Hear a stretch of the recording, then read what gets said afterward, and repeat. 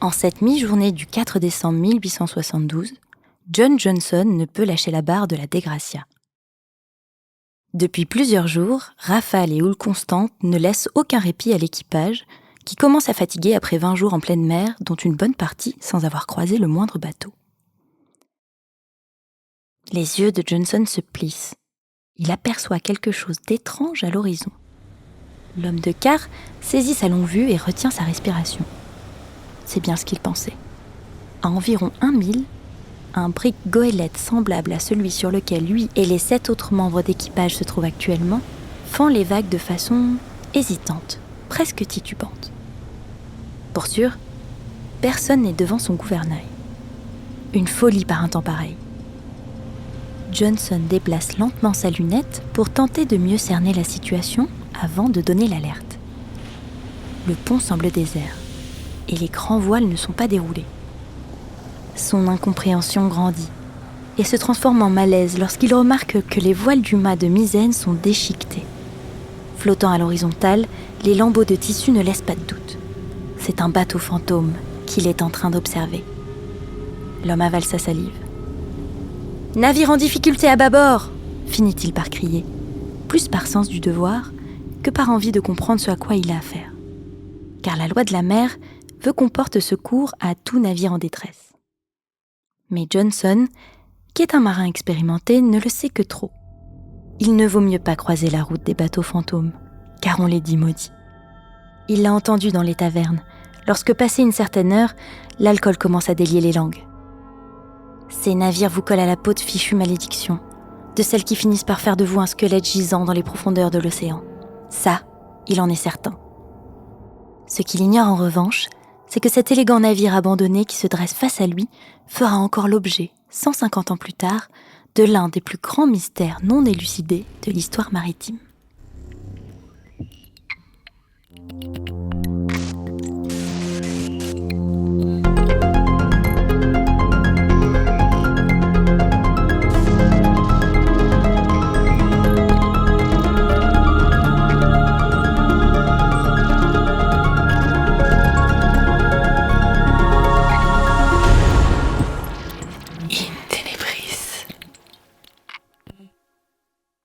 Le capitaine de la Dei Gracia, David Reed Morehouse, et son second, Olivier Deveau, sont sortis de leur cabine. Eux aussi ont remarqué le navire en difficulté. Il manquait plus que ça, une opération de sauvetage par ce temps. Depuis leur départ de New York, ils n'ont essuyé que des tempêtes, ils n'ont cessé de creuser leur dette de sommeil. Et même s'ils se trouvent désormais à mi-chemin entre l'archipel des Açores et la côte portugaise, il leur reste un sacré bout de chemin avant d'atteindre le port de Gênes, en Italie, où ils doivent livrer leur cargaison de pétrole. La goélette errante, elle, n'est en revanche qu'à une dizaine de mètres maintenant. Une distance raisonnable pour se faire entendre. Morehouse s'empare de son porte-voix et demande en forçant sur ses cordes vocales si quelqu'un se trouve encore à bord. Aucune réponse. De toute façon, lui et ses hommes n'ont pas d'autre choix que d'aller vérifier par eux-mêmes s'il n'y a vraiment plus âme qui vive sur le bâtiment. Des regards s'échangent. Tous savent que des épidémies peuvent décimer en quelques jours des équipages entiers. En clair, l'envie d'aller se frotter à une ribambelle de cadavres n'enchante absolument personne. Le capitaine a fait son choix. 3 hommes se rendront sur le bateau à bord d'une chaloupe. Wright, Johnson et Deveau, son second. Tandis qu'ils affalent le canot, Morehouse aperçoit enfin ce qu'il guette depuis de longues minutes. Les vagues qui ballottent le navire lui ont permis d'avoir la bonne perspective sur la poupe où figure le nom de l'embarcation. Ça alors, il s'agit de la Marie Céleste. Il connaît ce navire, mais aussi son capitaine, Benjamin Briggs, 37 ans, un homme d'honneur et un navigateur respecté. Morehouse est d'autant plus ébranlé que la Marie Céleste, elle aussi, est partie de New York seulement 10 jours avant la Dei Gracia. Il s'en souvient parfaitement, du quai 50 plus précisément, sur l'East River. Elle a suivi avec un peu d'avance exactement le même itinéraire qu'eux, avec pour objectif de livrer elle aussi sa cargaison dans le port de Gênes. Mais quelle est sa cargaison au juste ? Morehouse réalise qu'il l'ignore. Mais quoi qu'il soit arrivé à Briggs et ses hommes, il ne peut s'empêcher d'imaginer qu'ils auraient pu être à leur place. De leur côté, Deveau et Wright viennent de poser le pied sur le pont de la goélette fantôme. Johnson, à son grand soulagement, est resté à bord de la chaloupe par précaution. Hormis les voiles déchirées du mât de misaine, à première vue, rien ne semble anormal à bord. Le reste du gréement est en parfait état, tout comme le pont et la coque. Si le bateau a forcément essuyé les tempêtes de cet automne particulièrement violent, ce n'est pas l'une d'entre elles qui a stoppé sa route. DeVoe et Wright ont de l'eau jusqu'aux cuisses. Ils avancent lentement, méfiants. Sans surprise, les orages de ces derniers jours ont inondé le pont sur au moins 80 cm. Ce qui leur semble étrange, en revanche, voire incompréhensible, c'est que tout semble avoir été mis en œuvre pour que vent et giboulées s'engouffrent dans le moindre recoin du navire. Écoutilles, lucarnes des cabines et hublots sont tous relevés à leur maximum. Pourquoi vouloir faire couler volontairement un bateau ? En l'occurrence, en l'alourdissant d'eau. Les deux marins poursuivent leur inspection silencieuse. Depuis l'embrasure de la cale, ils aperçoivent le chargement du navire. Un bon millier de barils sur lequel est inscrit en lettres capitales le mot « alcool ». Certains tonneaux sont ouverts ou ébréchés et un liquide baigne le sol. Des dommages collatéraux classiques et même inévitables lors d'une longue traversée de l'Atlantique à bord de ce type d'embarcation légère. DeVoe et Wright décident de se séparer pour inspecter plus efficacement le reste du bateau. Ni l'un ni l'autre ne prononce un mot, soucieux d'entendre le moindre petit bruit qui pourrait trahir une présence à bord ou bien faire office d'indice. Le vent semble s'être un peu calmé, comme si lui aussi tenait à se faire discret. L'ambiance pesante s'alourdit encore un peu plus à chaque nouvel espace inspecté. Et pour cause, ce qu'ils constatent est incompréhensible. Dans le garde-manger, les réserves d'eau et de provisions débordent. De quoi tenir au moins 6 mois, soit bien plus longtemps que la traversée. Dans le poste des officiers comme dans celui de l'équipage, les vêtements de pluie sont tous en place, soigneusement alignés à leurs crochets ou repliés dans les malles. Idem pour les paires de bottes, alignées au sol. Encore plus déroutant, pipe et tabac sont encore là. Quel marin laisse derrière lui sa pipe ? C'est impensable. À part pour un marin qui n'a pas décidé son sort. Mais ce que voit DeVoe dans la cabine du capitaine le tracasse encore plus que les vivres, les vêtements ou les pipes abandonnées. Il y a d'abord cette ardoise, sur laquelle figure une inscription à la craie destinée à être reprise plus tard sur les livres de bord. 25 novembre, à 8h du matin, nous sommes à 6 milles au nord-est de l'île de Santa Maria des Açores. Autrement dit, rien à signaler. Le temps s'est donc arrêté sur la Marie Céleste 9 jours auparavant. 9 longs jours, durant lesquels le bateau a dérivé seul en mer avec ses écoutilles ouvertes. Il y a aussi ces robes posées sur le dossier d'une chaise et entreposées dans une malle, signe incontestable qu'une femme voyageait ici. Très probablement l'épouse du capitaine, Sarah Briggs, 31 ans. C'est sans doute aussi à elle qu'appartenait le petit harmonium de palissandre aux pieds gracieusement sculptés, présent lui aussi dans la cabine. Mais le plus troublant reste sans conteste la forme en creux, comme figée en négatif, d'un tout petit corps sur le matelas de la couchette. Un enfant était couché là juste avant le drame. Pourtant, rares sont les femmes et les enfants que l'on admet sur les bateaux de commerce. Là est peut-être pour DeVoe la plus grande étrangeté.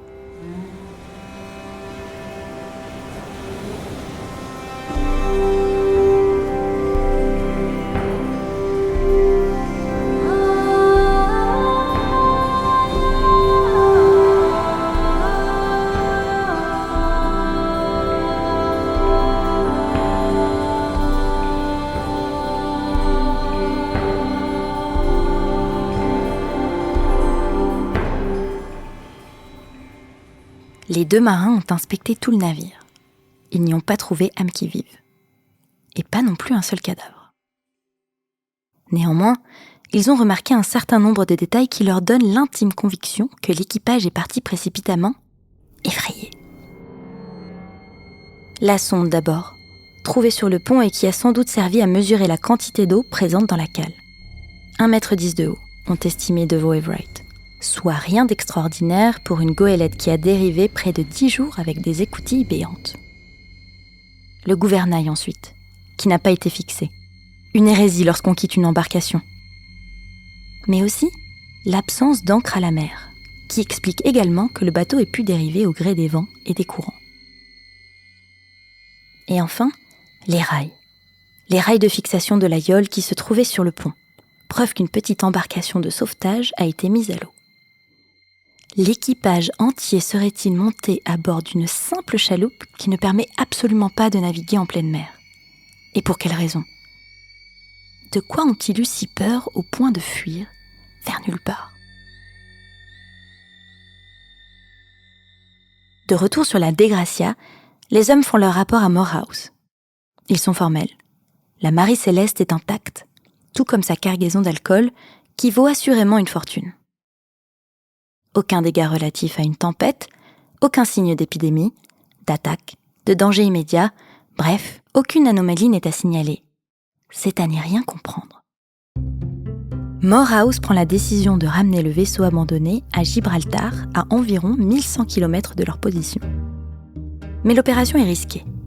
Elle va contraindre l'équipage à se scinder en deux et à réduire encore son temps de sommeil.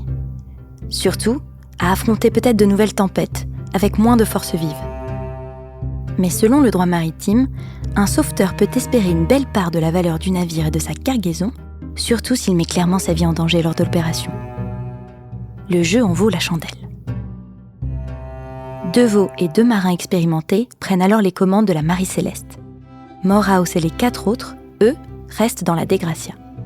Par chance, le temps est clément jusqu'à Gibraltar et les 2 briques goélettes arrivent à bon port une semaine plus tard. DeVoe se confie cependant à son épouse dans une lettre. Il a vécu les jours les plus épuisants de sa vie. Même si le labeur en valait la peine. Car oui, il en est sûr, il devrait toucher une jolie somme, même s'il tâche de ne pas trop s'en réjouir. À Gibraltar, il a appris que la Marie Céleste transportait 10 passagers, dont la femme du capitaine Briggs et sa petite fille, Sophia, qui venait tout juste de fêter ses 2 ans. 10 personnes volatilisées et très probablement mortes à ce jour. Comme le veut la procédure, les hommes de la Dei Gracia sont entendus par le tribunal maritime de Gibraltar à partir du 17 décembre 1872. Mais rien ne se passe comme il l'imaginait. Le procureur général, un homme arrogant du nom de Frédéric Solly Flood, les accuse d'avoir pris en embuscade la Marie Céleste et d'avoir fait disparaître son équipage pour toucher la prime. Eux qui pensaient être chaleureusement remerciés. Convaincu de sa théorie, le procureur influence une enquête qui se fait à charge, au cours de laquelle les experts mandatés pour inspecter le navire semblent plus déterminés à prouver un acte criminel qu'à récolter les indices qui permettraient de retracer le cours des événements. La moindre trace de rouille est prise pour du sang et des rayures sur la coque passent pour des entailles volontairement causées pour simuler une collision. Le 22 janvier 1873, Flood transmet le rapport du tribunal à la Commission du commerce de Londres en y ajoutant ses propres conclusions. Selon lui, l'équipage s'est saoulé avec l'alcool transporté et a assassiné les officiers et la famille Briggs. Il ne prend pas la peine de préciser de quel alcool il s'agit, avouant là qu'il n'a même pas cherché à connaître la nature de la marchandise transportée. Une fois leur méfait commis, une partie des marins aurait ainsi rejoint la Dei Gracia à bord de la Yole et s'en serait débarrassés. Au bout de quelques jours, les déductions de Flood sont mises à mal. D'autres experts concluent qu'il n'y a pas de sang à bord et que les entailles ne sont que des traces d'usure naturelle causées par l'action de la mer sur le bois. À contre-cœur, Flood et le juge libèrent enfin la Marie Céleste le 25 février 1873. De quoi permettre enfin à son propriétaire, James Winchester, de livrer les 1700 barils d'alcool à Gênes et de rapatrier le bateau à New York. Hélas, l'histoire macabre de la Marie Céleste a elle aussi traversé l'Atlantique. C'est pourquoi plus personne ne veut s'y embarquer. Durant près d'1 an, l'élégante goélette croupit à quai dans l'attente d'un repreneur qui ne serait pas superstitieux. Elle est finalement rachetée en février 1874 par un groupe d'hommes d'affaires new-yorkais. Durant 10 ans, elle fendra encore les mers, souvent à perte. Pire, elle verra ses capitaines se succéder, 3 d'entre eux étant décédés prématurément. Navire maudit, répétera-t-on en boucle. Il faut croire que sa malédiction aura aussi fini par emporter son ultime capitaine, un certain Gilman Barker. En novembre 1884, celui-ci décide de saboter le bateau dans le cadre d'une fraude à l'assurance. Il le coule délibérément sur un récif corallien, près de Port-au-Prince, en Haïti. Mais son escroquerie est vite révélée. 3 mois après son procès, ruiné, il se suicide. Quel secret la Marie-Céleste a-t-elle emporté dans les profondeurs avec elle ? De quoi a-t-elle été le théâtre le 25 novembre 1872 ? Peut-être pouvons-nous espérer un jour comprendre pourquoi ces 10 passagers l'ont fui. Mais la façon dont Benjamin et Sarah Briggs, leur petite fille, et les 7 autres hommes ont disparu, elle, s'est perdue à jamais dans les vagues et l'écume.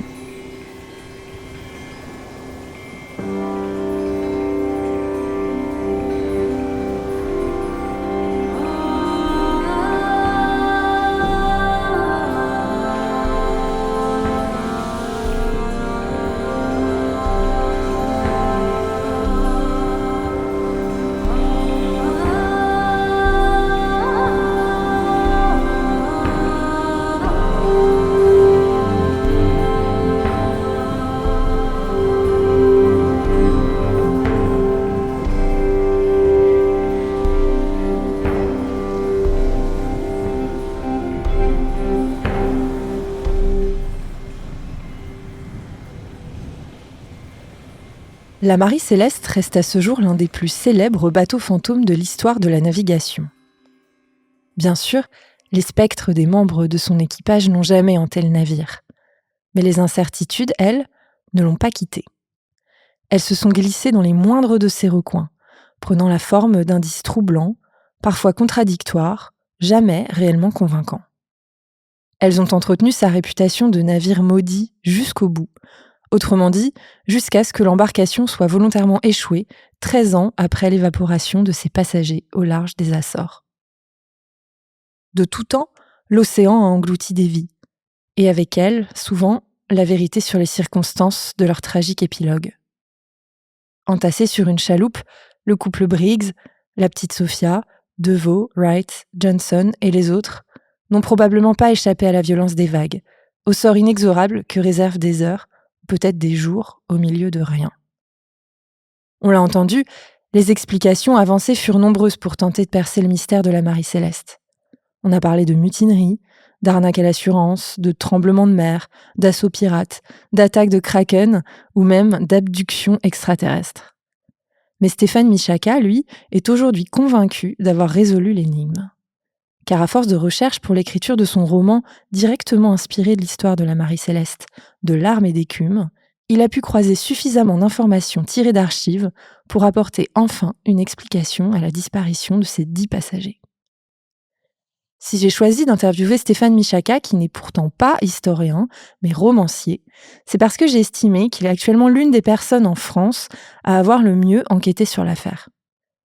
Quand j'ai voulu me lancer sur ce sujet, j'ai eu peur de l'avoir vu traité partout, de long en large, mais en fait j'ai réalisé qu'on ne connaissait pas tellement, en tout cas pas chez nous, l'histoire extraordinaire de ce bateau, qu'il n'y avait pas tant de sources que ça en français le concernant. Stéphane Michaka, l'histoire de la Marie-Céleste, elle vous suit depuis de nombreuses années, et j'aimerais bien qu'on revienne dans un premier temps aux origines de votre intérêt pour elle. Je crois que la première chose qui m'a donné envie d'écrire sur la Marie-Céleste, c'est une image. C'est ce qu'on découvre, ce que découvrent les marins quand ils entrent dans la cabine du capitaine. C'est les marins de la Dei Gracia. Ils ont vu ce bateau errer sur l'océan, sans cap, se demandant s'il y avait des gens à bord. Ils vont mettre, plus d'1 heure, à monter dessus. Ils vont voir que l'eau arrive jusqu'aux genoux, et ils vont chercher évidemment, des corps, ou des personnes, à bord de ce navire, et il y a absolument personne. Et quand ils entrent dans la cabine du capitaine, sur la couchette, sur le lit en fait, de cette petite famille qui est, le couple Briggs, et leur fille, on voit, la silhouette en creux d'une enfant qui est la petite Sophia. Elle vient d'avoir 2 ans, et ça, c'est décrit, on le sait parce que ça a été, dit dans les audiences à Gibraltar, quand il y a eu une enquête. Il y a Deveau, un des marins de la Dei Gracia, il décrit ce qu'il voit et il dit: «Il y avait, the appearance» sur le lit du capitaine. Alors c'est un mot qui il dit l'apparence, mais ça fait aussi penser à apparition. C'est très beau, cette image, elle est à la fois, poignante, et terrible. C'est un petit enfant qui, en fait, son corps en silhouette est creusé dans le lit parce qu'il a beaucoup plu et l'eau est entrée dans la cabine et ça a comme sculpté la silhouette de l'enfant et donc cette absence, de ce petit corps, c'est une image, qui m'a vraiment trotté dans la tête et qui revient au fil de mon roman. Je pense que c'est ça au départ qui m'a donné envie d'écrire, sur cette histoire. Il y a une absente, cet enfant, en fait, il y en a 10 qui sont tous les passagers et les membres d'équipage de la Marie Céleste, mais il y a aussi l'histoire d'une famille et finalement, il y avait là déjà, tous les éléments pour un roman. Alors je suis pas le premier à avoir eu envie d'écrire et je pense à avoir eu cette image qui stimule mon imaginaire. Mais en fait, elle est très cinématographique cette image parce qu'on la retrouve d'ailleurs dans le cinéma, quand on a vu, Psychose de Hitchcock, le lit, une silhouette comme ça, un peu inquiétante, qui creuse un lit, c'est une image qui revient souvent dans le cinéma fantastique, au cinéma d'épouvante et moi ça me parlait et ça a été le déclencheur. Mais vous aviez travaillé déjà pour cette histoire, il me semble pour France Inter, pour une émission, mais vous avanciez pas la bonne hypothèse. À l'époque, je précise que le roman n'existait pas. Oui, j'avais fait des recherches, j'avais envie de raconter une enquête maritime dans une émission historique, diffusée sur France Inter et c'était, il y a presque 10 ans et à ce moment-là, j'ai opté pour une des solutions qui, en fait, n'est pas la bonne. On Alors va en parler après, c'est une je précise. solution un peu dramatique, il y avait quelque chose, c'est moi j'écris des fictions radio, en plus des romans donc je donne une matière à des comédiens et il y avait là toute une matière, à jouer quelque chose, d'un peu dramatique, mais c'est pas vraiment ce qui s'est passé, sur le navire. Je m'en suis rendu compte après en creusant l'histoire. Alors, on va en parler, mais avant d'y venir, je le dis en introduction, j'ai été étonnée de constater qu'on ne connaissait pas plus que ça cette histoire en France. On connaît le nom du bateau, le navire, mais j'ai l'impression que rares sont les personnes qui connaissent son histoire. Et surtout, j'ai eu le sentiment, durant mes recherches, qu'elle n'avait pas beaucoup inspiré les historiens ou plus largement les auteurs francophones. C'est vrai que l'énigme de la Marie Céleste n'est pas aussi connue en France que dans le monde anglo-saxon. En particulier, les mots même Marie Céleste, le nom du navire, c'est passé dans la langue américaine pour dire disparition inexpliquée. Donc, tout le monde, dès qu'on entend ça dans le monde anglo-saxon, on sait de quoi il s'agit. Pas trop en France, ce qui est étonnant parce que c'est vrai que on peut dire que c'est le plus grand mystère maritime du 19e siècle, qui est toujours inexpliqué, hein, malgré ce que moi je fais dans mon roman avec une enquête qui aboutit. Il n'y a pas de résolution à cette énigme jusqu'à aujourd'hui. Donc ça reste un grand mystère maritime. Et je pense que comme la plupart des sources sérieuses en fait n'ont pas été traduites, existent en anglais. Il y a des ouvrages, des monographies sur le navire qui sont assez récents, hein, qui ont une vingtaine d'années. Ils n'ont pas été traduits, donc ils n'ont pas tellement circulé dans notre langue. Si on veut se pencher sur ce mystère, faut lire les sources anglaises, en fait. Et en France, il y a quelques versions un peu farfelues, un peu anciennes, mais il n'y a pas tellement de documents fiables. Alors justement, comment vous avez procédé pour vos recherches, puisque ça vous tenait à cœur de vous appuyer sérieusement sur les faits détaillés, même si c'est un roman historique qui met en scène d'autres personnages, eux, qui sont inventés? Oui, moi je me suis documenté en fait en lisant les sources, des livres publiés en anglais.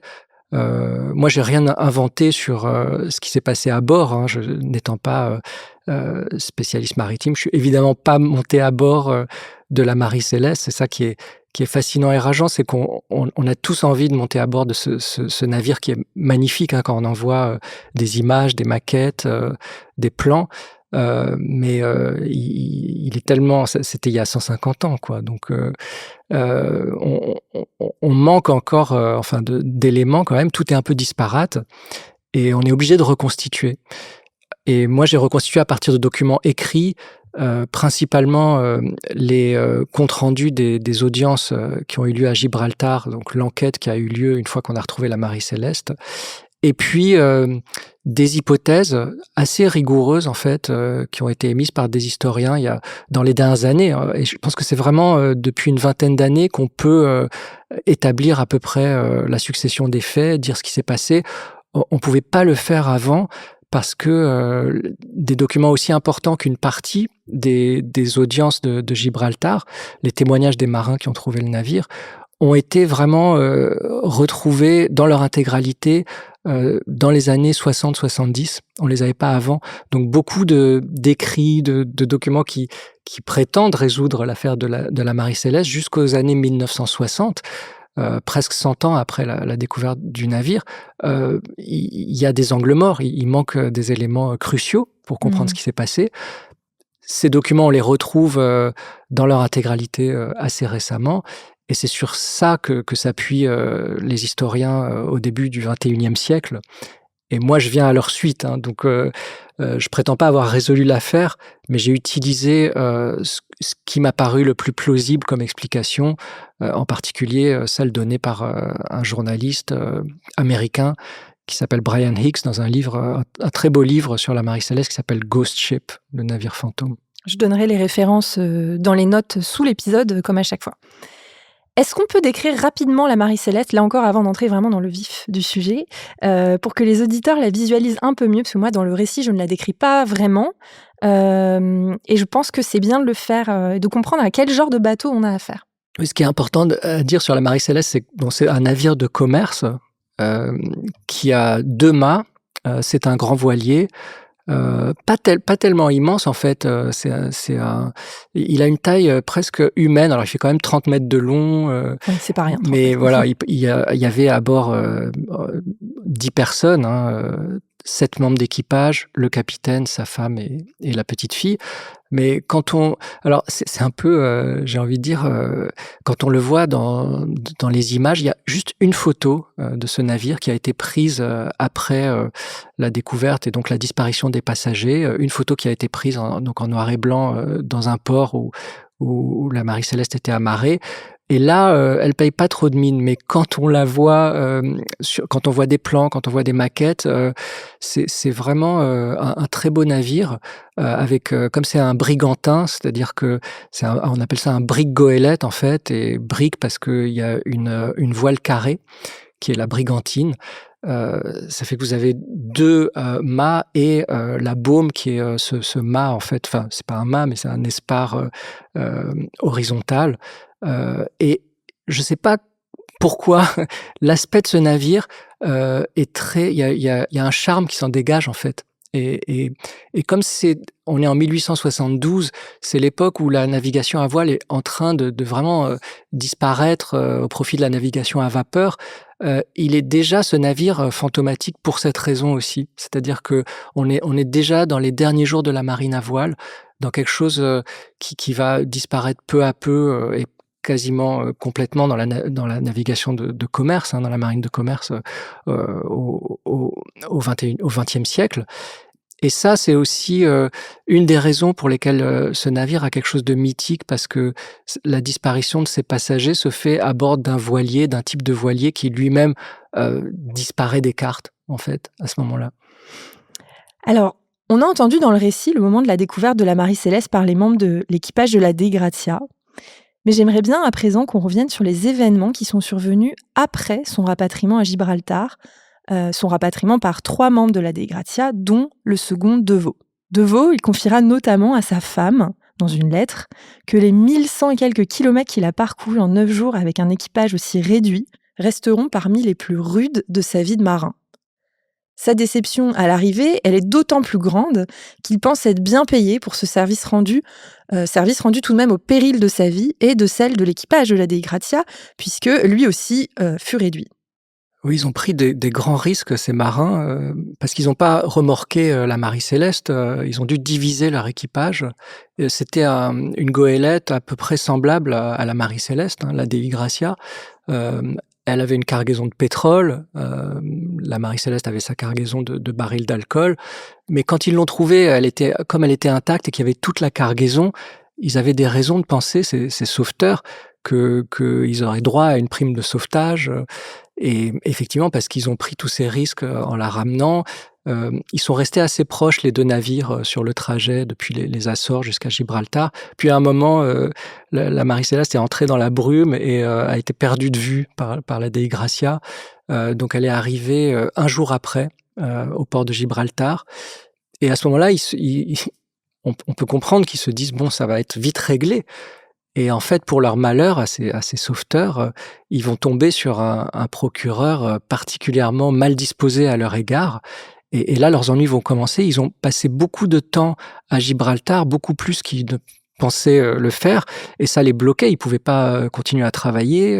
Donc c'était vraiment une mauvaise situation pour eux. Et parce que l'enquête était faite à la fois très méticuleusement, mais aussi avec plein d'erreurs. Et ils étaient obligés de rester à Gibraltar et ils pouvaient pas reprendre le travail. Donc en fait, ils arrivent à Gibraltar, ils le déposent, et là, s'écoule combien de jours avant que ces fameuses audiences commencent? Alors, elle commence, on trouve la Marie Céleste le 4 décembre 1872. Les audiences vont commencer fin décembre et ça va s'étirer jusqu'en mars quasiment. Donc, c'est trop long pour eux, évidemment, sachant que ces marins, quand même, gagnent pas bien leur vie. Ils ont besoin de travailler, évidemment, immédiatement. Et là, ils sont coincés. Et en plus, ils sont coincés par un procureur qui les soupçonne d'avoir mal agi. Alors, qu'est-ce qu'il raconte, ce procureur? Quelle est sa théorie à laquelle il s'accroche? Et on comprendra plus tard que c'est peut-être ça qui a, dès le début, fait patiner l'enquête autour de ce navire. Oui, c'est vraiment un bon exemple de mauvaise administration de la justice. Bon, alors c'est un tribunal maritime et tout l'enjeu, c'est la prime de sauvetage. Est-ce qu'ils vont avoir droit, ces marins, à une prime de sauvetage qui peut être très élevée, hein. C'est vraiment une grosse somme parce que la cargaison de la Marie Céleste a une grande valeur. Et puis, ils ont récupéré le navire qui était quand même en perdition. Il était intact, mais il fallait quand même le rapporter. Il y a un personnage haut en couleur qui est Frédéric Soliflode, procureur de la Reine, qui lui est persuadé que les marins de la Dei Gracia ont assassiné et ou se sont débarrassés de tout l'équipage de la Marie Céleste pour empocher la prime de sauvetage. Donc il va faire mener des expertises sanguines, par des traces de sang qui sont sur le navire, mais qui en fait c'est de la rouille. Il y a un plongeur qui va aller examiner la coque sous l'eau. Tout ce travail-là qui va prendre des semaines, en fait, est mené un peu à charge, même s'il y a un juge, hein, il n'y a pas que le procureur. Mais en fait, on sent bien que les marins ne sont pas, quand on lit les témoignages, les dépositions aux audiences, on sent bien qu'ils ne sont pas bien écoutés, en fait, qu'on les soupçonne injustement. Et on ne va pas probablement leur allouer la prime de sauvetage qu'ils méritent. Et c'est exactement ce qui se passe à la fin, parce que le procureur n'a rien pu démontrer, et pour cause, ils ne sont pas coupables, les marins de la Dei Gracia, mais la prime qu'il va leur allouer est dérisoire, en fait. Le tribunal va allouer une prime de 1700 livres, ce qui semble être en fait presque une insulte. Ça fait penser aux 1700 barils d'alcool. Il y avait très exactement 1701 barils à bord de la Marie Céleste. Ça, c'était une livre par baril. On dirait que Ouais. qu'ils ont un peu voulu envoyer ce message aux sauveteurs et dire voilà, vous aurez une livre par baril. Et là, ils s'y retrouvent évidemment pas du tout dans les risques qu'ils ont pris. Et ça s'est finalement très mal passé pour ces pauvres marins. On a l'impression effectivement que ce procureur mène une enquête à charge et n'essaye pas vraiment de savoir réellement ce qui s'est passé. Il veut juste confirmer ce qu'il a en tête. Mais il y a plusieurs choses qui vont un petit peu conduire aussi à ce prérequis, on va dire. C'est que le capitaine de la Dei Gracia, Morehouse, connaît le capitaine de la Marie Céleste et l'a croisé à New York. Et donc on peut supposer que, notamment ce procureur, ils ont vu une forme de connivence, un indice en tout cas qui laisserait entendre qu'ils avaient pu se mettre d'accord sur quelque chose ou que ce coût avait pu être calculé à l'avance. Alors oui, ça c'est le fait que Morehouse connaissait Briggs, le capitaine de la Marie Céleste, ça peut faire supposer qu'il y avait une entente, ça peut être utilisé à charge contre eux, mais c'est pas quelque chose qui apparaît dans les audiences. En fait, ça ressort, ça fait partie des affabulations autour du mythe de la Marie Céleste, de même qu'on a raconté que les 2 navires étaient amarrés l'un à côté de l'autre, sur le port de New York, ce qui n'était pas le cas. On voit en fait à travers cet exemple que la Marie Céleste, c'est une machine à imaginer, à affabuler, parce que justement on ne sait pas ce qui s'est passé, c'est très difficile d'élucider le mystère. On commence à imaginer plein de choses autour, mais le premier finalement à avoir raconté une fiction autour de la Marie Céleste, c'est Soliflode, c'est ce procureur qui veut absolument, il a une théorie du complot en tête, il veut absolument prouver que les sauveteurs sont des assassins.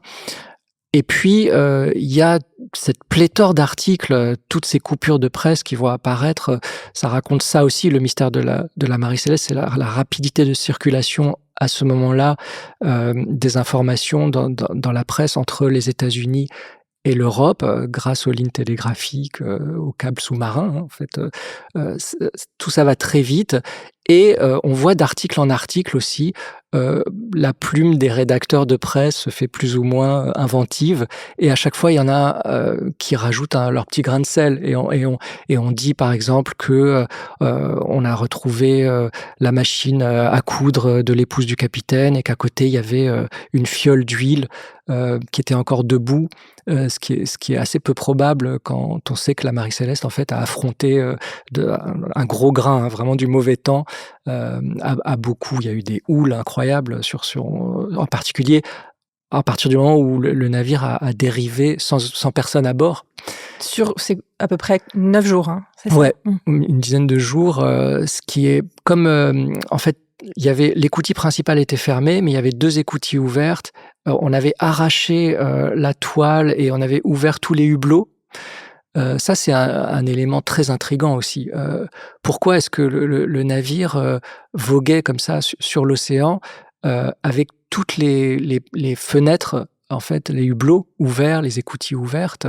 Et c'est ça qui a fait entrer de l'eau dans le navire et c'est pour ça qu'on a retrouvé, avec, un niveau d'eau qui laisse penser qu'en fait, c'est la pluie qu'il y a eu pendant une dizaine de jours et qui est entrée dans le navire.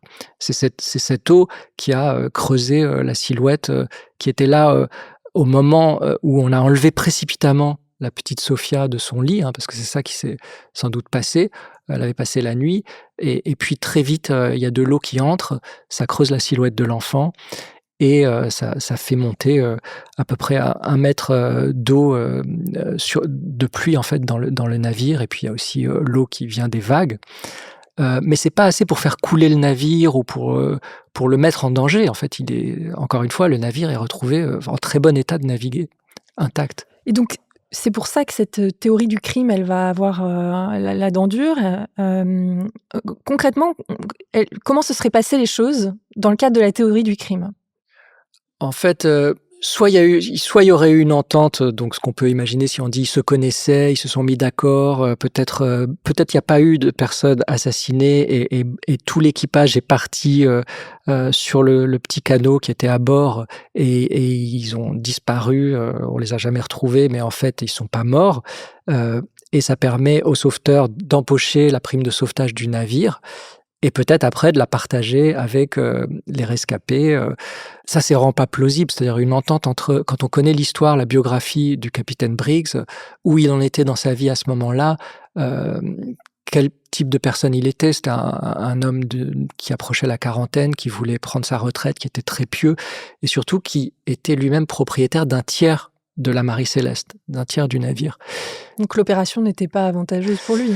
C'était très risqué et puis, encore une fois, techniquement, c'est très difficile à faire parce que le petit canot de sauvetage qui est à bord du navire et qu'on n'a pas retrouvé, en fait, c'est une yole et ça permet pas, de naviguer, de s'échapper quand on est au large. En fait, c'est pour faire du cabotage sur un port et donc c'est très peu plausible qu'il se soit échappé du navire.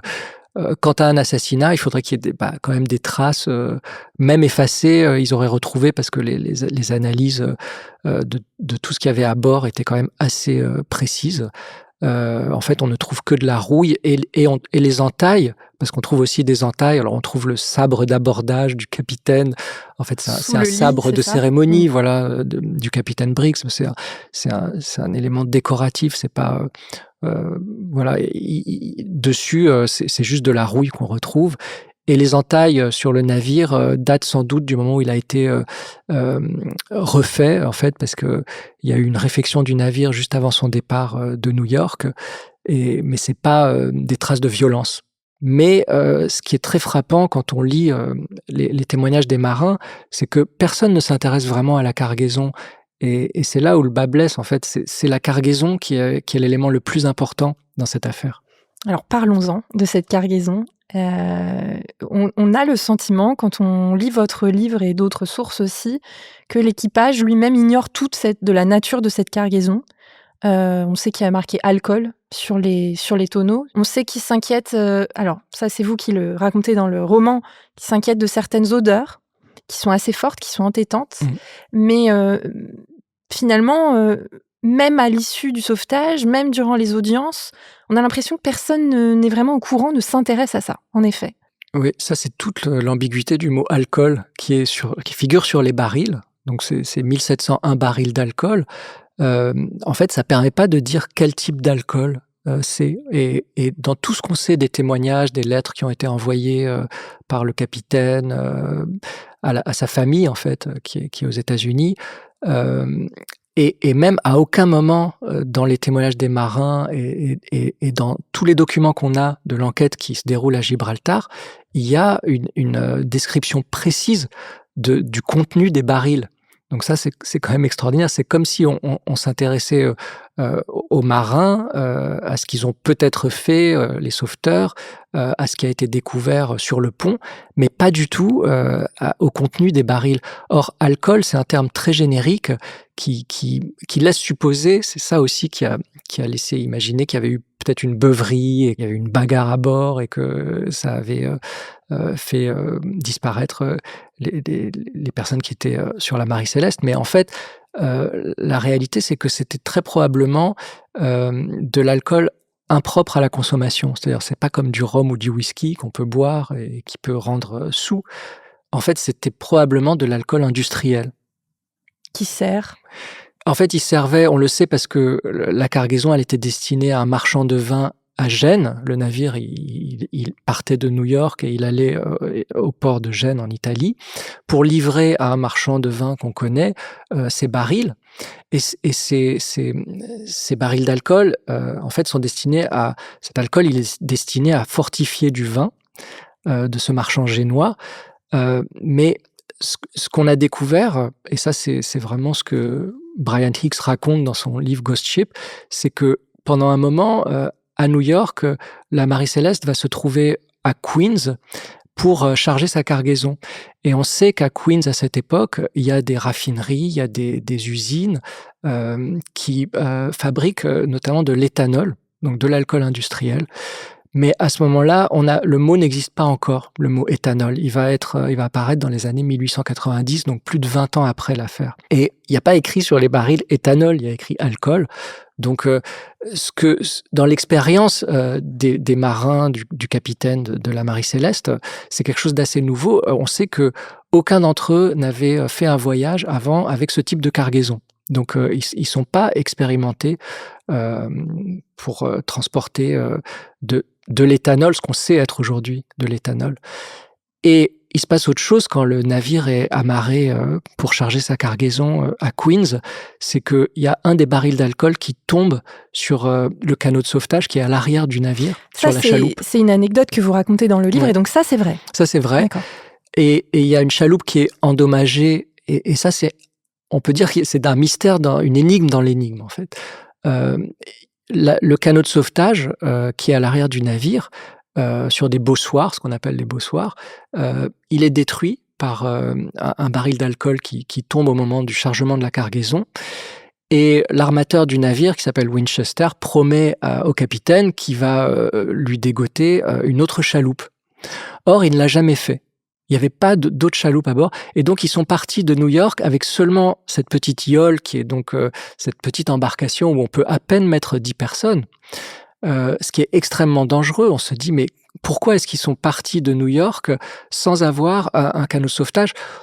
La seule hypothèse, c'est que en fait, Briggs s'est dit, le navire vient d'être fait, il est en bon état, il est très confiant sur la traversée et il imagine pas un instant qu'il va avoir besoin de faire monter l'équipage sur une petite embarcation. Ça nous fait penser quand même à une histoire très connue cette fois, qui est le Titanic, celle du Titanic. Oui, ils ont pas assez de. Il n'y a pas assez de canots, mais il y a cette confiance absolue dans le. On peut dire même qu'il n'y a paquebot. pas de canot de sauvetage à bord de la Marie Céleste. Une yole, c'est pas une chaloupe en fait. C'est vraiment, ça sert à faire au capitaine d'un navire à aller quand son navire est amarré un peu plus loin du port sur les eaux, il peut aller faire du cabotage, mais on peut pas s'échapper d'un navire à bord d'une yole. Et donc, on sait que la Marie Céleste va quitter New York avec juste la yole à bord qui se trouve sur l'écoutille principale, sur 2 rails.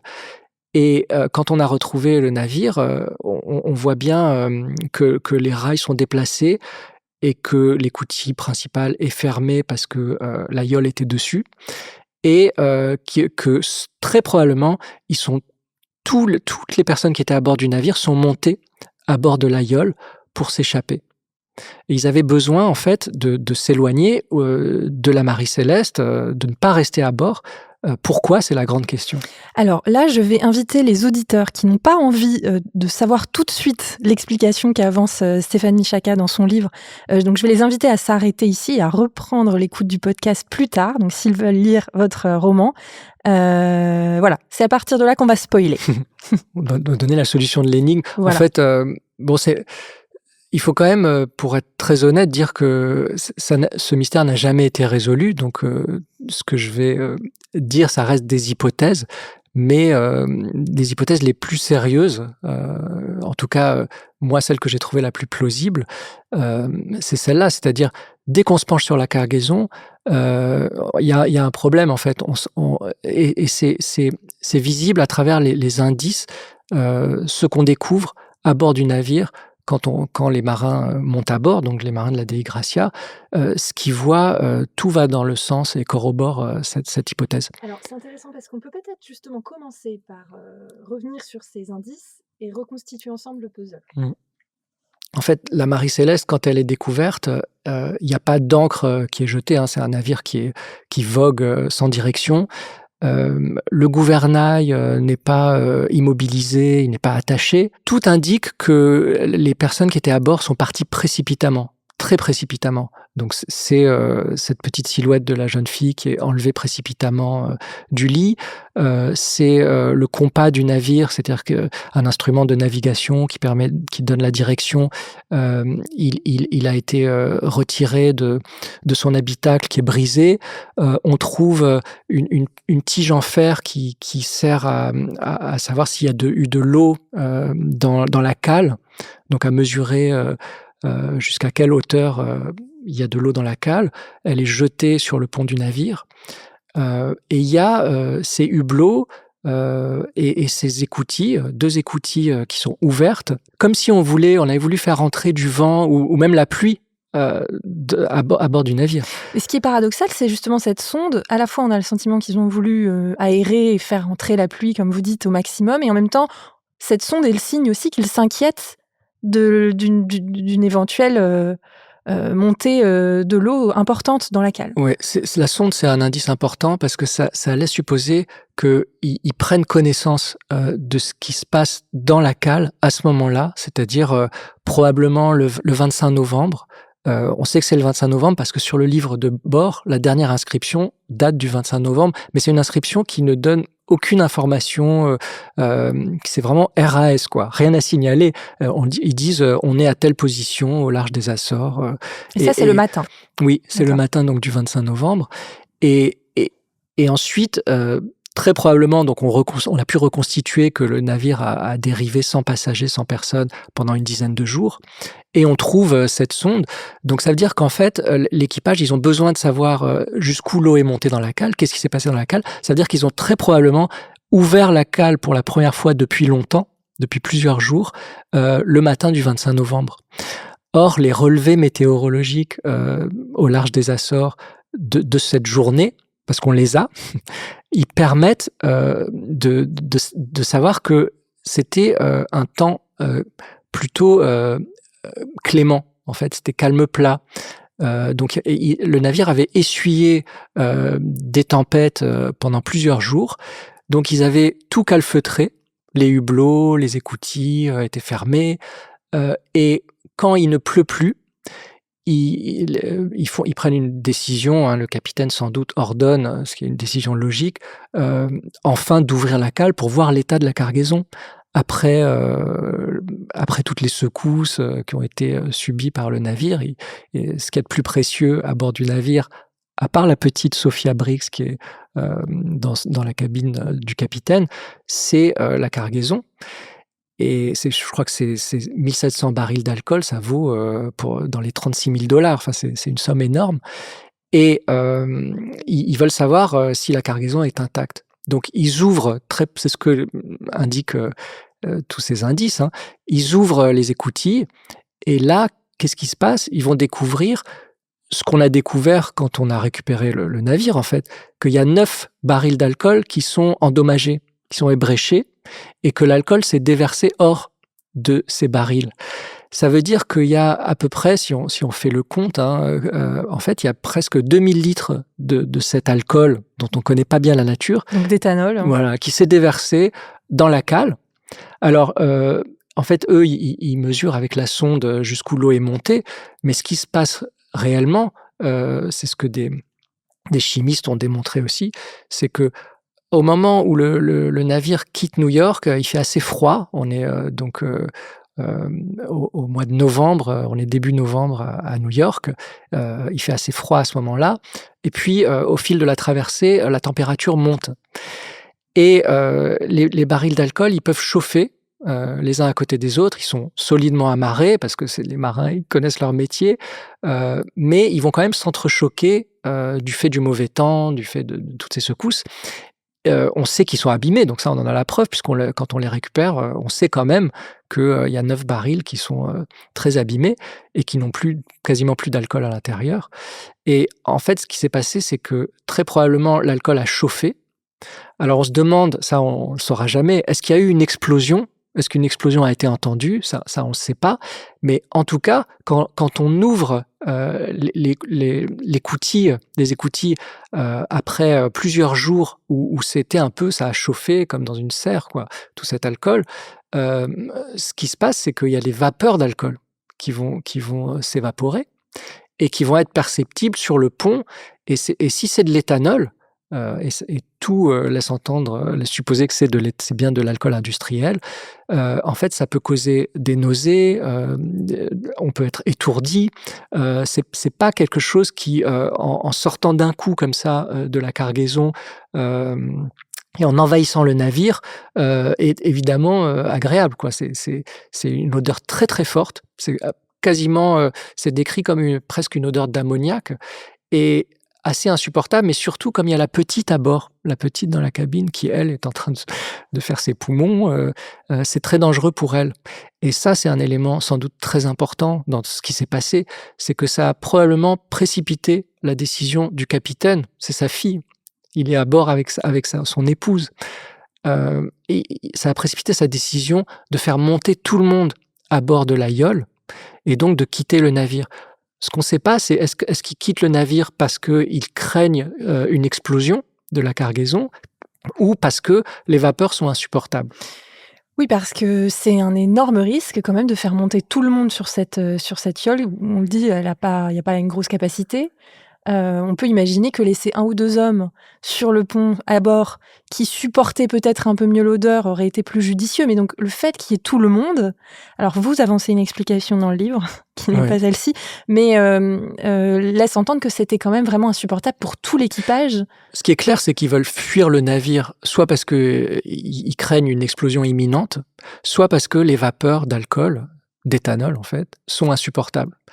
Mais même si c'est de l'éthanol et que ces vapeurs sont insupportables, on peut se dire, quand même, ils en ont vu d'autres, hein. Ces marins, c'est des solides gaillards, on peut penser qu'ils peuvent supporter de rester à bord du navire. Donc probablement, ils craignent une explosion, Et mais ça, Briggs, je veux dire, avec les connaissances de l'époque, sachant qu'ils ignorent un petit peu ce qu'ils transportent, Briggs peut arriver à la conclusion qu'il peut y avoir une explosion?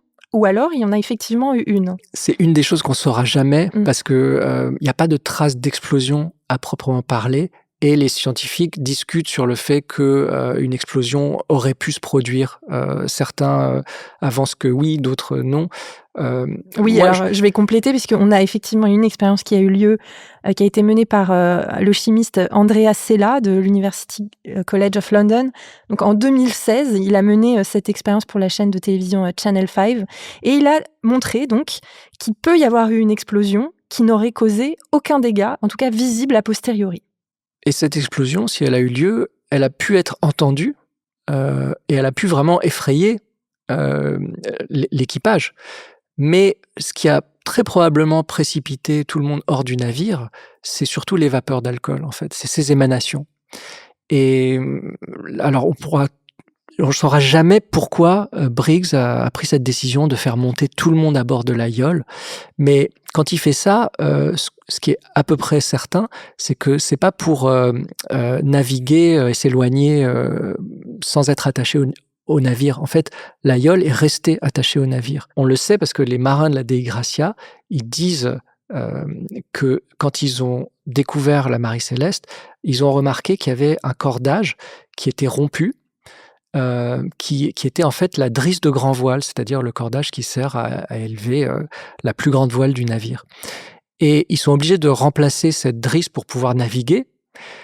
Ils se posent pas la question de sa pourquoi elle est rompue, en fait et ce qu'ils font, c'est qu'ils remplacent ce cordage par un cordage neuf qu'ils trouvent sur le navire, sur la Marie Céleste et ça fait l'objet de tout un débat pendant, les audiences à Gibraltar parce qu'à un moment, Deveau dit, il dit: «Je vous répète que dans l'expertise que vous avez faite du navire, quand vous dites que tous les cordages étaient en parfait état, c'est faux. Il y avait la drisse de grand voile était rompue» et il le dit juste pour donner une précision qui n'est pas relevée, par les enquêteurs et tout indique, dans le récit de ce qui est découvert à bord, par les marins de la Dei Gracia, qu'ils sont montés à bord d'un navire qui avait été ventilé pendant, un certain temps et ce qui s'est très probablement passé, c'est que, la Yole amarrée à la Marie Céleste, en fait, donc ce câble de remorquage a cédé à un moment parce qu'en fait, ils se sont installés dessus et ils ont quitté le navire par calme plat. Mais encore une fois, les relevés météorologiques indiquent que le vent a tourné très vite. Il y a eu, du vent à nouveau pendant cette journée et si on peut alors là aussi plusieurs hypothèses. Le cordage qui a rompu, il a rompu, soit parce que la Marie Céleste s'est remise en mouvement alors qu'elle était immobile par calme plat. C'est pour ça qu'ils n'ont pas, immobilisé le gouvernail. C'est pour ça qu'ils n'ont pas jeté l'ancre, s'ils pouvaient jeter l'ancre, On peut dire que c'est une erreur quand même de la part de Briggs de ne pas avoir immobilisé le gouvernail, parce qu'on n'est jamais à l'abri d'un coup de vent en mer, et il le sait. Oui, c'est la première chose que savent les marins, c'est que si on veut que le temps change en mer, il suffit juste d'attendre et c en fait, la seule explication là, c'est que, ils ont vraiment paniqué du fait des émanations d'alcool.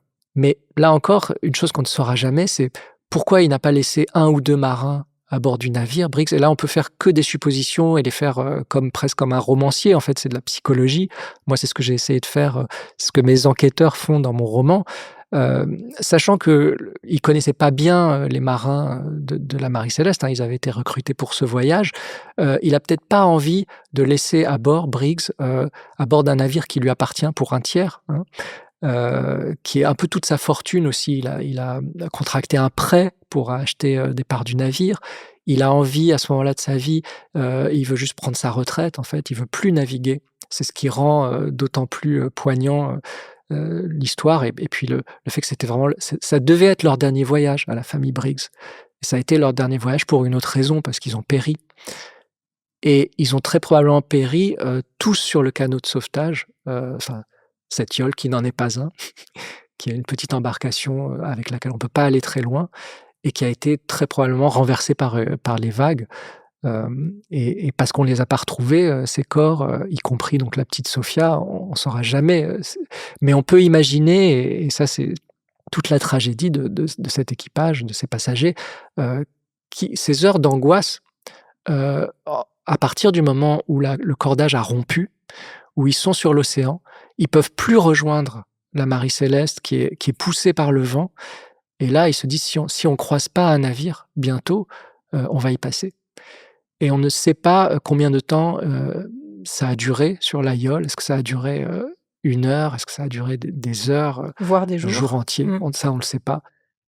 Alors dans votre roman, là encore je vais essayer de pas trop en dire, mais à un moment débarque le personnage d'Arthur Conan Doyle. Qu'est-ce que Conan Doyle a à voir avec cette histoire? Alors Arthur Conan Doyle, en 1884, publie une nouvelle qui est une œuvre de fiction, mais quand elle apparaît dans un magazine, ça s'appelle La déposition de J. Habakkuk Jephson, qui est un personnage imaginaire qu'il présente comme un cuistot qui se trouvait à bord de la Marie Céleste. Et c'est publié dans un magazine, un mensuel de l'époque victorienne, qui s'appelle le Cornhill Magazine, qui a pour habitude de publier des textes sans aucun nom d'auteur. Donc c'est toujours anonyme en fait. C'est parce que souvent c'est des œuvres d'auteurs assez connus sur lesquelles on veut un peu entretenir un suspense. Alors il y a des textes de Henry James, de beaucoup d'écrivains de cette époque. Et comme lui, c'est un jeune écrivain en plus. Oui, il a que 25 ans à l'époque, Voilà. il n'est pas connu encore. Alors, il a été médecin de marine, donc il a quand même aussi une expérience des choses de la mer. Mais ce qu'il raconte, un récit à la première personne qui présente comme un témoignage, c'est en fait forgé de toutes pièces par donc le futur papa de Sherlock Holmes. Il invente une histoire qui est un peu sensationnelle, hein, c'est un récit d'aventure assez sanglant. Il a des informations de seconde main sur la Marie Céleste. Par exemple, il orthographie Mary, qui s'écrit en anglais R-Y, il l'écrit I-E. Il dit que la cargaison, c'est du suif et des horloges. Donc il ne dit même pas, il donne même pas la vraie cargaison du navire. Les dates sont erronées du moment où le navire quitte New York. Donc en fait, il a des informations de seconde main qu'il utilise dans sa nouvelle pour raconter une fiction. Et la nouvelle est brillante, mais elle est complètement fausse. Et on va croire à ce moment-là, parce que c'est pas signé, donc on pense que ce témoignage, en fait, En est vraiment un. en est vraiment un. Et même le consul américain à Gibraltar, quand il voit apparaître cette nouvelle, il va croire que c'est un vrai témoignage et il va demander qu'on relance l'enquête. Or, Arthur Conan Doyle a joué un bon tour à ses lecteurs à cette époque. Il n'a pas encore inventé son fameux détective, mais c'est déjà un brillant écrivain. Et ça a été le premier, alors j'ai envie de dire, après Soliflode, après Le Procureur, à fabriquer une fiction à partir de la Marie Céleste. Donc cette théorie, c'est donc l'une des théories qui vont persister, mais qui était peu plausible. Donc c'est quoi exactement cette histoire de cuisinier? On est plus dans le scénario de la mutinerie. Alors, c'est très romanesque. Oui, c'est vraiment. Il y a un cuistot qui a affaire à un passager qui est complètement fou, qui va détourner le navire, qui va l'emmener en Afrique, et puis ils vont se retrouver sur la côte ouest de l'Afrique, ce qui est aussi pas du tout plausible par rapport à la trajectoire du navire. On pouvait absolument pas retrouver la Marie Céleste là où elle a été retrouvée si elle a fait un détour par l'Afrique. C'est aussi un récit qui est empreint du racisme de l'époque, des anxiétés victoriennes propres à cette époque. Mais alors quand on le lit dans les années 1880 en Angleterre, on peut y croire un petit peu, si on n'est pas très attentif aux faits. Mais en fait, c'est vraiment un petit roman. Et effectivement, ça a rendu à nouveau célèbre l'énigme de la Marie Céleste. Ça l'a réactualisé et ça a finalement donné naissance à une sorte de lignée de fiction écrite sur l'énigme de ce navire. Moi, je suis juste un des épigones, c'est-à-dire j'ai fait un peu ce qu'a fait Conan Doyle dans les années 1880, je l'ai fait de nos jours. Oui, parce qu'il va y en avoir d'autres, des récits fictionnels qui vont, là encore, un peu entretenir ce flou. Certains vont penser qu'il s'agit de la réalité, enfin d'une hypothèse plausible. Oui, tantôt on a des vrais romans, et tantôt c'est des témoignages qui se présentent comme véridiques, mais qui sont en fait pas du tout crédibles. Alors ce navire, il va donc revenir à Gibraltar, en relativement bon état puisqu'on l'a vu, finalement il y a quelques voiles qui sont déchirées, il y a un peu d'eau mais c'est pas grand-chose, il suffit de pomper, sur le pont dans la cale, Il continue sa vie et il va continuer de sa vie. navire. Sauf on va donc là c'est l'après, tragédie de 1872, on va, encore dire qu'il est maudit. Qu'est-ce qui va lui arriver, dans les années qui vont suivre?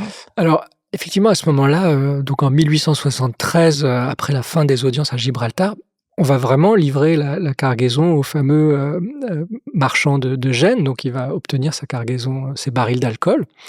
Et puis il va passer, le navire de main en main, il va changer de propriétaire. Il va pas changer de nom.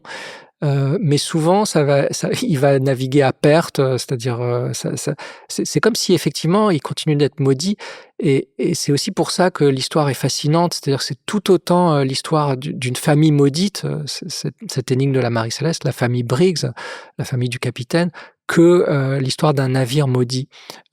La famille Briggs, elle était maudite parce que, la plupart des membres de cette famille, étaient morts en mer. Il y a juste le fils qui avait 4 ans, qui est resté aux États-Unis à cette époque, qui s'appelle Arthur, qui lui, était à l'école, donc ils l'ont laissé avec sa grand-mère, à Marion dans le Massachusetts, d'où venait cette famille. Il n'était pas à bord du navire, et lui, il a vécu avec le poids de toute cette famille qui a disparu. Donc hélas pour eux, ça s'est terminé donc en 1872, mais donc on le disait, la Marie-Céleste, elle continue, à naviguer jusqu'en quelle année? Je crois que c'est même jusqu'en 1886 où il y a, des propriétaires de ce bateau qui vont faire une escroquerie à l'assurance et qui vont, naufrager exprès, le navire. On est près de Haïti, donc en pays vaudou, ce qui ajoute un peu au mythe, de ce navire maudit. Hem Et en plus, ils vont se faire rattraper par la justice, en fait, donc ils vont être ruinés. Il y en a qui vont se suicider, d'autres d'autres qui vont devenir fous parmi les propriétaires du navire. Il semble avoir constamment porté malheur, ce navire, à ses propriétaires. Est-ce qu'il reste aujourd'hui des objets en lien avec, la Marie-Céleste et peut-être même avec la famille Briggs?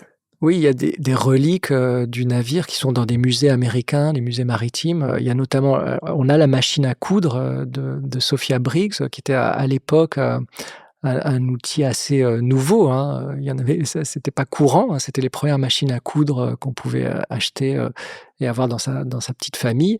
Et puis il y avait, l'harmonium qui à bord du navire était, un petit orgue à vent, qui est comme un petit orgue d'église mais portatif pour chanter, des hymnes. Parce que, Sarah Briggs, elle avait une très jolie voix, on le sait d'après les témoignages. Elle aimait chanter, c'était une famille très pieuse, ils aimaient chanter des hymnes religieux, elle et son mari. Et quand elle s'ennuyait à bord du navire, elle chantait en s'accompagnant avec cette petite harmonium.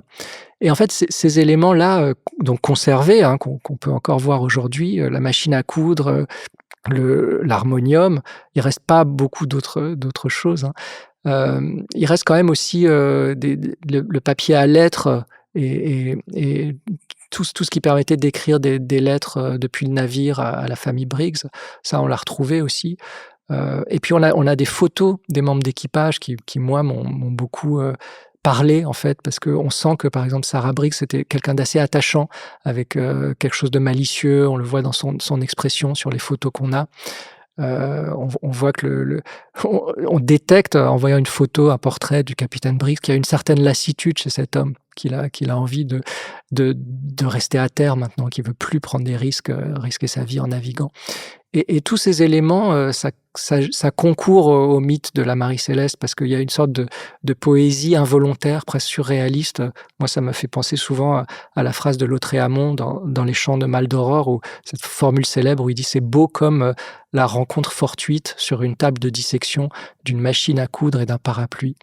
Et il y avait une machine à coudre à bord de la Marie-Céleste, et quand on a tous ces éléments, qu'on essaye de résoudre l'énigme, la machine à coudre, l'harmonium, les cordages, rompus ou pas, toutes ces hublots, ces écoutilles ouvertes, le vent, on a c'est presque, un rébus, mais c'est aussi quelque chose une sorte de collage poétique qu'on a envie, à la fois d'assembler pour, élucider l'énigme, et de laisser un peu tel quel, comme quelque chose qui flotte et qu'on résoudra jamais. Oui, on le voit, c'est vraiment une histoire. Il y a de tout, c'est poétique, c'est énigmatique. En plus, Conan Doyle s'en est vraiment inspiré, intervient aussi, a posé sa pierre dans l'édifice de l'histoire de la Marie-Céleste. Et pourtant, aujourd'hui, ça semble ne pas avoir inspiré plus que ça, notamment le cinéma. On peut s'en étonner un petit peu, je trouve. Oui, c'est vrai, ça ferait un très beau film, l'histoire de la Marie-Céleste, mais ça n'a pas encore été fait, mais peut-être ça le sera. Moi, j'en ai fait un roman qui était vraiment pour moi quelque chose de très cinématographique, où j'avais, en écrivant, une succession d'images en tête. Et finalement, le seul personnage fictif qui est à bord du navire dans mon roman, c'est cette jeune femme, Elsie, qui a à peine 20 ans, qui monte à bord, qui est en fait quasiment une clandestine. Elle n'était pas dans la réalité à bord du navire, mais tout ce qu'elle voit s'est vraiment déroulé. Et j'ai inventé ce personnage parce que ça permettait aussi d'avoir l'œil de la caméra à bord du navire. Elle tient son journal, elle raconte tout ce qu'elle voit. Et tout ce qu'elle voit, c'est à peu près déroulé à bord du navire. Donc, je fais monter un personnage fictif à bord pour, en fait, filmer un documentaire. Eh bien, écoutez, merci beaucoup Stéphane Michaka d'être venu répondre à nos questions. Merci. C'est assez rare dans une Ténébris qu'on puisse avancer avec une certaine conviction, on va dire, une conclusion à l'une de ces histoires. Donc, je suis ravie qu'on ait, pour une fois, une explication qui semble être sans doute la bonne. Jusqu'à la prochaine, jusqu'à ce que quelqu'un se repenche dessus. Et votre roman De larmes et d'écume, donc inspiré de l'histoire de la Marie-Céleste, sort très prochainement en poche. Chez Pocket, oui, fin février. Merci à tous ceux qui ont permis la réalisation de ce podcast et à bientôt dans un prochain épisode d'In Ténébris.